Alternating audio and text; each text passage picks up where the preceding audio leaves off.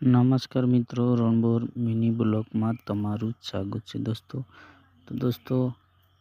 આદિવાસી દીકરી ઉપર બળાત્કાર થયો અને કાપીને ફેંકી દીધી કે શું, આવું કહી રહ્યા છે આ જનતા દળ સેનાના અધ્યક્ષ કલ્પેશભાઈ પરમાર. શું કહી રહ્યા છે આગળ આપણે વિડીયોમાં સાંભળીએ.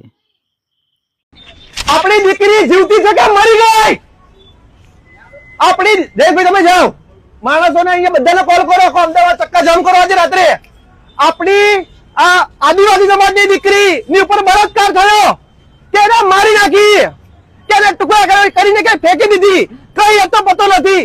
આ પીઆઈ શરમ કરવાની જગ્યાએ લાજવાની જગ્યાએ ગાજવાનું કામ કર્યું. હું કલ્પેશ પરમાર, જનતા સેના અધ્યક્ષ, આ બેન ની જોડે અહીંયા ધરણા પર બેસું છું. આ બેન ની દીકરીને જ્યાં સુધી બેન તમે રોવાની જરૂર નથી, તમે તમારે જરાય રોવાની જરૂર નથી. તમારી દીકરીને કઈ નહીં થાય, હું બેઠો છું, ફરિયાદ કરો, જે કરવું એ કરો. ગુજરાતના તમામ આગેવાનોને કહેવા માંગુ છું, આજે હું મરી જાઉં તો મને મંજૂર છે. આ પીઆઈની જે નાટક છે, જે તાઇફા કર્યા, સામાજિક આગેવાનોને કહે છે કે તમાશો કરે છે, તેમને કહું છું હું અહીંયા બેઠો છું. કરો, જો ફરિયાદ કરવી હોય તમારે બેન રડવાની જરૂર નથી.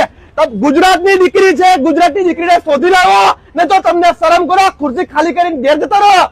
હું આ બેઠો છું, બેસો મારી જોડે, બીજું કોઈ નહીં બેસે.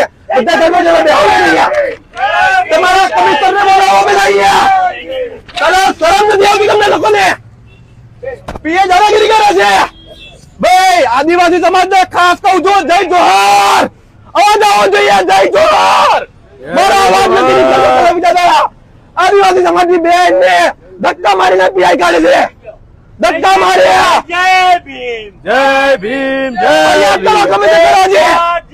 ભીમ. નરોડાની તમામ પબ્લિક ને મારો ફોન લાવી કરો. પેલા મારો ફોન લાવો, આઈફોન લાવો. જય ભીમ. આઈફોન કે છે મારો?